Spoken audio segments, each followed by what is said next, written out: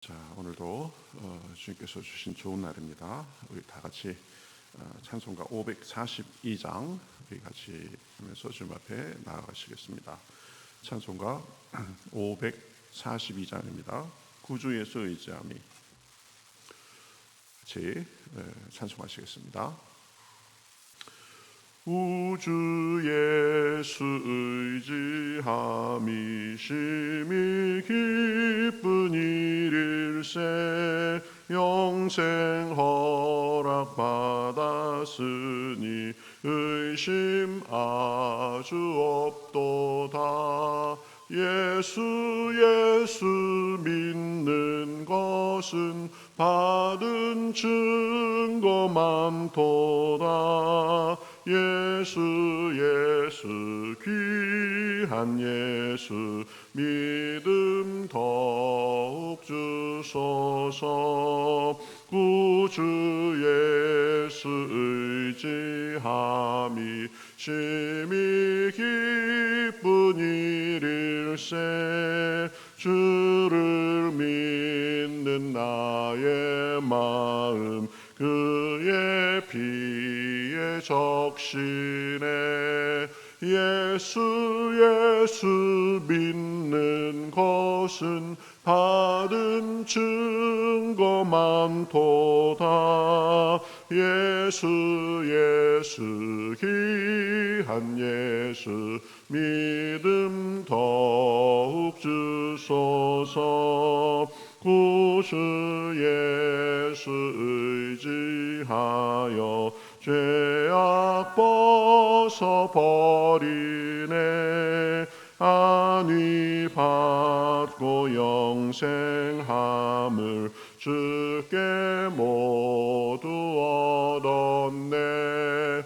예수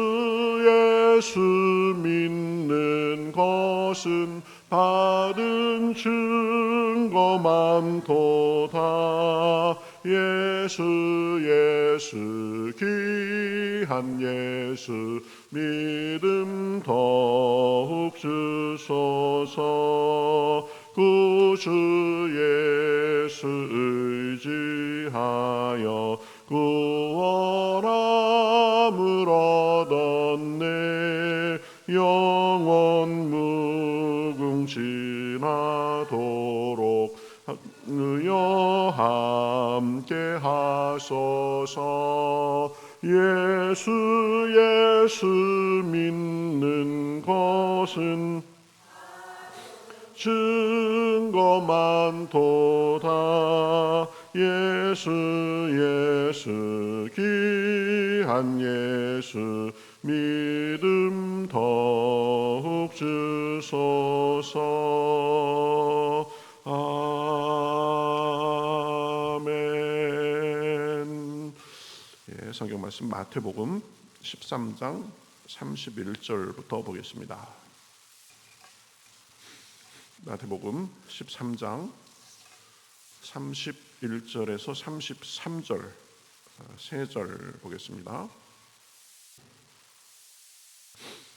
마태복음 13장 31절에서 33절 우리 세 절이니까 한 목소리로 같이 읽으시겠습니다. 31절부터 보시겠습니다. 또 비유를 들어 이르시되 천국은 마치 사람이 자기 밭에 갖다 심은 겨자씨 하나 같으니 이는 모든 씨보다 작은 것이로되 자란 후에는 풀보다 더 커서 나무가 되매 공중의 새들이 와서 그 가지에 깃들이느니라. 또 비유로 말씀하시되 천국은 마치 여자가 가루 서말 속에 갖다 넣어 전부 부풀게 한 누룩과 같으니라. 아멘. 자, 오늘 말씀은 겨자씨와 그리고 이 누룩에 대한 비유의 말씀이죠. 이 예수님께서 말씀을 전하실 때 보면은 이 비유로 많이 말씀을 하셨는데 비유의 기능은 크게 두 가지로 우리가 생각할 수 있습니다. 무엇에 빗대어서 설명을 하는 게 비유죠. 그렇게 설명을 하면은 사람들이 이해하기가 쉬워집니다. 아, 그런 거구나. 어려운 건데 단순화시켜가지고 다른 이치에 빗대어 설명하니까 이해하기가 쉬워지죠. 비유의 기능이 또 하나가 그거고, 또 하나는 비유로 말하기 때문에 이게 알아들을 사람은 알아듣고 못 알아듣는 사람은 못 알아듣는 그런 면이 있습니다. 그래서 이 어렵게 비유로 얘기하면 알아듣는 사람은 다 알아듣지만, 그러나 이 못 알아듣는 사람은 도대체 그 배경 지식이 없거나 문화적인 맥락이 다르다거나 이렇게 하면 못 알아듣고 그렇게 하죠. 그래서 예수님이 비유로 말씀하신 다음에 보면 제자들에게만 따로 이게 이런 뜻이다라고 설명한 적이 많이 있죠. 그래서 비유는 어떻게 보면 상반되는 그 특징이 있는 것입니다. 쉽게 이해하기 위한 것임에도 그것도 있고, 또 들어도 정확한 뜻을 알지 못하도록 하는 그런 것이 있는데, 오늘 여기 이 겨자씨 비유, 그 다음에 이 누룩의 비유는 굉장히 빗대어서 쉽게 이해되도록 설명하시는 그런 비유의 측면이 있습니다. 자, 겨자씨에 대해서 먼저 말씀하시죠. 또 비유를 들어 이르시되 천국은 마치 사람이 자기 밭에 갖다 심은 겨자씨 하늘 같으니 이는 모든 씨보다 작은 것이로되 자란 후에는 풀보다 커서 나무가 되매 공중에 새들이 와서 그 가지에 깃들이니라. 겨자씨는 정말 작은 것인데 그 안에 생명력이 있어가지고 그게 싹을 틔우고 잘 자라면 공중에 새들까지 깃들이게 된다, 이런 말입니다. 여러분, 겨자씨 보신 적이 있나요? 저는 중1 때 저희 교회에서 이 수련회, 기도원에 수련회를 갔었습니다. 거기가 아마 그 흰돌산 기도원이었던 것 같아요. 그 기도원에서 연합 집회를 하는데 우리 교회 이제 중고등부에서 같이 가가지고 제 중1 때 거기 참석했었는데, 그 강사 목사님 성함이 제가 어제 설교 준비하면서 이렇게 생각해보니 생각이 나더라고요. 홍찬환 목사님이라고, 굉장히 아주 열정적이시고 뭐 전형적인 부흥 강사 스타일이시고 그랬는데요. 이 겨자씨 비유에 대해서 말씀하시고 그래가면서 그 설교가 끝난 다음에는 겨자씨 하나를 다 거기 참석했던 사람들에게 나눠줬습니다. 그냥 나눠주면 안 되니까 이 얇은 비닐 같은데 코팅해가지고 요만하게 해가지고 그 안에 잘 보면은 겨자씨 하나이 박혀 있는 거예요. 얼마나 작은지 참깨의 10분의 1도 안 되는 거야. 한 20분의 1 정도 되는 것 같고 정말 작습니다. 이 티끌 같습니다. 그러면서 이 작은 겨자씨 하나이 믿음이 너희 안에 들어가면 큰 열매를 맺는다, 그래가면서 그렇게 말씀을 전해주셨던 그런 기억이 있습니다. 그래서 겨자씨가 얼마나 작은 건지 제가 중학교 시절부터 잘 알고 있습니다.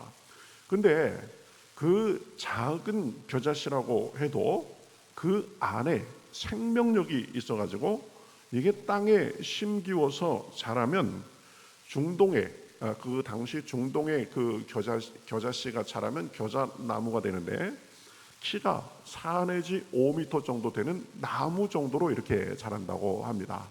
티끌밖에 안 되는 씨앗이 자라니까 나무처럼 4 내지 5m가 되고, 그러니까 넉넉히 새들도 와서 깃들이고 이렇게 되는 거죠. 이 예수님이 이 겨자씨에 대해 비유에 대해서 말씀하신 이유는 복음의 이 성장력, 그리고 복음의 확장성에 대해서 말씀하시려는 것입니다. 복음이 마음밭에 떨어지면 뭐 아무것도 아닌 것 같고, 또 사람에 따라서는 긴가민가 하기도 하고, 뭐 당장 복음이 내 마음에 심겨왔다라는 티도 사실은 별로 나지 않는 경우가 많이 있지만, 그 안에 생명력이 있어가지고 우리 안에 믿음이 자라기 시작해서 작은 씨가 큰 나무가 되는 것처럼 작은 그 복음의 능력이 우리 안에서 성장하고 성숙하고 확장되는 능력이 있다라는 것입니다. 복음은 생명입니다. 그래서 그 복음이 우리 안에 들어오면 우리 안에 생명의 역사가 일어나고 믿음이 자라고 삶이 자라기 시작하는 것입니다. 그래서 작은 믿음으로 시작한 그 삶이 자라서 거기에 새같이 다른 생명도 깃들일 정도가 된다는 것입니다. 그렇기 때문에 중요한 것은 우리가 복음의 씨를 받았느냐 받지 않았느냐, 이것이 중요한 것이죠. 복음의 씨가 우리 마음밭에 떨어지면 우리 안에서 자라고 역사를 일으키는 것이 정상입니다. 그러니까 우리가 할 일은 그 복음의 씨, 말씀의 씨를 잘 간직하고 그 생명의 힘이 이끄는 대로 가는 것입니다. 그렇죠? 잘 받고 믿음으로 따르는 것입니다. 그 생명력에 우리를 맡기고 순종하는 것입니다. 그러면 그 복음의 생명력이 우리 안에 나타나고 우리의 믿음과 성품과 삶이 자라게 돼 있는 것입니다. 그래서 다른 생명까지도 깃들일 정도가 되는 것입니다. 복음에 대해서 그래서 정상적으로 받고 복음에 대해서 정상적인 코스에 들어섰다면 당연히 복음은 생명력이 있고 성장력이 있고 확장력이 있기 때문에 자라게 돼 있는 것입니다.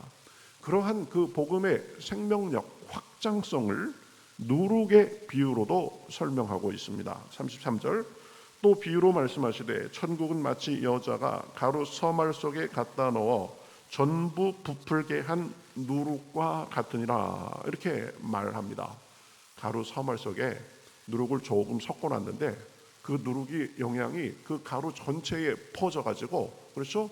누룩이로 인해서 그 가루 전체가 부풀게 됐다, 이런 말씀을 하는 거죠. 이것도 어떤 생명력, 확장성, 이런 부분에 대해서 말을 하는 것입니다. 누룩은 발효제입니다.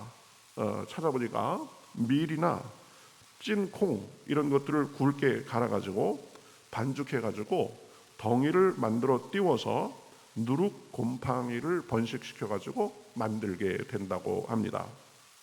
그래서 뭐 밀가루나 그리고 뭐 술 같은 것이 발효되도록 하는 역할을 하는 거죠. 이 예수님은 이 누룩의 비유를 통해서 작은 누룩이 많은 밀가루 반죽을 다 발효시켜서 부풀게 하는 것처럼 복음이 바로 그런 역할을 하는 것을 지금 가르치고 계시는 것입니다.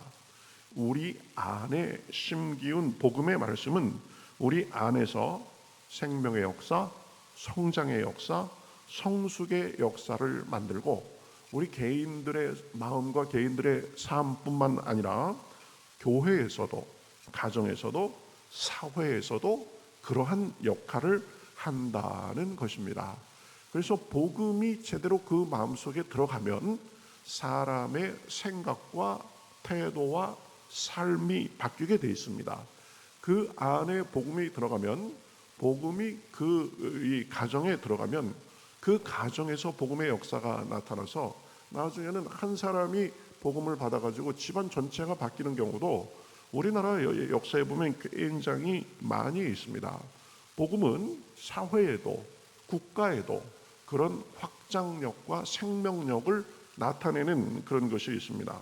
우리나라가 보면 복음의 그 생명력, 확장력이 얼마나 대단한가를 나타내는 세계적인 예가 됩니다. 우리나라에 복음이 처음 들여올 무렵 우리나라는 그저 동방의 고요한 나라였습니다. 좋은 말로 표현하면 동방의 고요한 나라였죠. 사실은 가난과 인습에 그렇게 갇혀 살던 나라였습니다.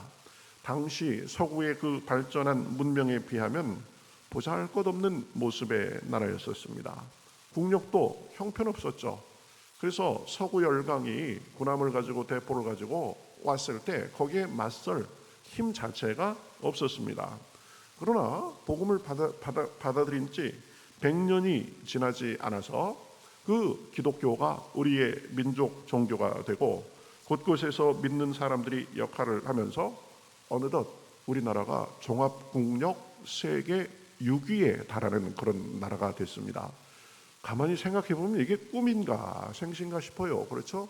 뭐 프랑스, 독일, 뭐 미국, 중국, 러시아, 일본, 뭐 이태리, 뭐 그런 나라들도 많은데 이제 옛날에 뭐 이태리나 이런 거는 다 이제 제쳤습니다. 뭐 프랑스도 우리나라 뭐 뒤인가 아마 이럴 거예요. 그러니까 어떻게 이렇게 우리나라가 좀 부강한 나라가 됐는가? 저는 아무리 생각해봐도 우리나라가 이렇게 선전하는 것은 하나님의 은혜밖에는 별로 달리 설명할 길이 없다라고 이렇게 봅니다. 수많은 사람들이 우리나라의 전통이 뭐냐면 늘 나라와 민족을 위해서 기도하는 겁니다. 그렇죠? 기도원에 가가지고 그냥 소나무 뿌리 붙잡고 소나무 붙잡고 나라와 민족을 위해서 기도하고 그런 전통이 있는 것입니다. 그러니까 우리가 하나님 앞에 많은 사람들이 복음을 받고 나라와 민족을 위해서 기도하고 그러니까 우리나라가 여러 부족한 점이 있음에도 불구하고 세계에서 지금 아주 선전하는 나라가 된 것입니다. 보면 그렇죠. 우리나라 이 정치는 보면은요, 이 삼류도 안 된다고 그러죠. 우리 맨날마다 뉴스에서 보잖아요. 저 사람들은 어떻게 저렇게 싸우기만 하냐. 상대방 그냥 아주 티끌만한 거 붙잡고 그게 뭐 대단하다는 듯이 그렇게 국민을 늘 선동하고 조금만 양보하면 되겠구만. 그냥 야당은 여당 못한다고만 하고 여당은 야당에 대해서 서로 그렇게 으르렁거리고 싸우기만 하는지 참. 그런데 경제는 지금 세계 인류 수준으로 계속 가고 있습니다. 문화도 마찬가지입니다. 우리나라 문화가 뭐 얼마 전까지만 해도 세계에 내놓을 수 있는 뭐 그런 것들이 될까? 사람들이 많이 그렇게 생각했는데 요즘은 뭐 한류가 그렇죠. 중동이다, 뭐 아시아다, 아프리카다, 뭐 난리가 났습니다. 그런데 이 한류가 왜 이렇게 세졌는가? 이 선교사님 말씀을 들어보면은요, 이 하나님의 역사하심이 아닌가 이렇게 많이 생각하는데 저도 맞다고 생각합니다. 그렇죠? 이 한류 문화적으로도 경제적으로도 우리나라가 이제 사람들에게 굉장히 강하고 좋은 이미지가 있어가지고 우리나라에서 이 선교사가 많이 나가니까 선교하는 것이 잘 통하도록 그리고 한국적인 것이 선망이 되도록 대상이 되도록 이렇게 하셔가지고 선교하는데도 아주 많은 도움이 된다고 합니다. 우리 작년에 그 다니엘 기도회 할 때 요르단에서 선교하시는 그 선교사님의 간증 우리가 들었잖아요. 한국 사람처럼 성형해달라고 그런다고. 그렇죠? 눈도 이렇게 좀 찢어지게 해주고 코도 좀 납작하게 성형해달라고 한다고. 이게 지금 어떻게 가는 건지 모르겠습니다. 그냥 한국 거면 다 좋아 보이는 것도 거의 거는 거고 이 생김새도 한국 사람처럼 해달라고 요새 성형해달라고 한다고 하잖아요. 보면 이해가 안 됩니다. 왜 그럴까? 제가 보기엔 하나님께서 세계적으로 우리나라를 지금 복음으로 들어 쓰시기 위해서 이렇게 경제적으로도 부강하게 하시고 문화적으로도 사람들이 선망이 되게 하시고 그런 게 아닌가 이렇게 생각합니다. 여러분, 복음에는 우리는 복음을 받아들인 사람들입니다. 복음을 믿는 사람들입니다. 하나님의 생명의 말씀을 믿고 그 말씀을 따라서 사는 사람들입니다. 기억하세요. 복음에는 생명력이 있습니다. 확장력이 있습니다. 우리 삶을 변화시키고 우리 마음을 변화시키고 성장, 성숙시키는 능력이 있습니다. 개인뿐만 아니라 가정, 교회, 사회, 국가, 온 세상을 그렇게 만드는 능력이 복음 안에 있습니다. 그래서 저도 매일마다 기도하면서 꼭 빼먹지 않는 것이 있습니다. 하나님, 영적 흡인력을 허락하셔서 우리 교회에 많은 영혼들이 와서 생명을 얻고 자라게 하시고 또 영적 성장력이 여기 있게 하셔서 우리 교회에 있는 많은 모든 식구들이 하나님 안에서 믿음 안에서 자라게 하시고 영적 확장력, 영적 팽창력을 주셔서 우리 교회가 이 시대와 이 세상에 점점 뻗어나가서 그렇게 쓰임받게 하여 주시옵소서 이렇게 기도하는 것입니다. 우리가 보잘것없고 부족하다고 해도 우리가 믿음으로 말씀과 복음을 붙잡는 한 그 복음의 능력이 우리를 붙들고 우리 삶을 붙들고 가정과 교회, 우리 사회를 붙들고 이끌어 나가는 줄 믿습니다. 우리가 가지고 있는 복음 놀라운 능력이 있는 것입니다. 오늘도 기도하면서 그 능력이 우리 안에 더 임하고 우리 마음과 인격과 언행을 붙들어 주시고 성장시켜 주시기를 주님의 이름으로 축복합니다. 그래서 우리 삶에도 그 능력으로 나타나서 우리 삶이 더 정말 성숙하고 성장하고 우리 삶에 주님이 주시는 영육간의 부요함이 넘쳐나시기를 주님의 이름으로 축복합니다. 아멘. 우리 같이 기도하겠습니다. 하나님 감사합니다. 오늘 두 가지 비유의 말씀, 겨자씨의 비유, 누룩의 비유를 통해서 복음의 그 생명력, 성장력, 확장력에 대해서 우리가 생각하게 하시니 감사합니다. 겨자씨가 정말 티끌만한 작은 것이로되 그 안에 생명력이 있어 자라면 새들까지도 깃들이는 그런 나무처럼 되는 것처럼 우리 안에 심겨진 그 복음의 능력이 우리의 마음과 생각을 변화시키고 우리의 삶을 변화시키고 우리의 가정과 교회와 이 세상을 변화시키는 능력이 있음을 인하여 감사합니다. 오늘도 그 말씀의 능력, 복음의 능력을 부여잡고 기도할 때에 성령께서 함께하여 주셔서 우리 안에 생명의 능력으로 작용하시고 우리 가정과 우리 교회가 그러할 수 있도록 인도하여 주시옵소서.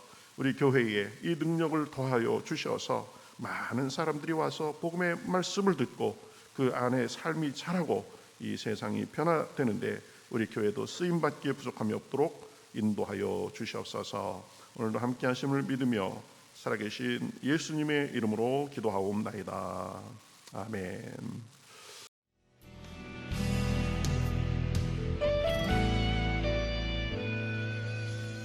주님 말씀하시면 내가 나가리다. 주님 뜻이 아니면 내가 멈춰서리다. 나의 가고 서는 것 주님 뜻에 있으니 오 주님 나를 이끄소서. 주님 말씀하시면 내가 나가리다. 주님 뜻이 아니면 내가 멈춰서리다. 나의 가고 서는 것 주님 뜻에 있으니 오 주님 나를 이끄소서. 뜻하신 그곳에 나 있기 원합니다. 이끄시는 대로 순종하며 살리니 연약한 내 영혼 통하여 일하소서. 주님 나라와 그 뜻을 위하여 뜻하신 그곳에 나 있기 원합니다. 이끄시는 대로 순종하며 살리니 연약한 내 영혼 통하여 일하소서. 주님 나라와 그 뜻을 위하여 오 주님 나를 이끄소서.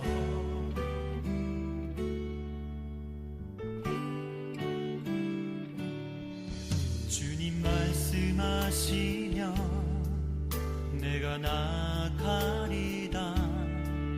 주님 뜻이 아니면 내가 멈춰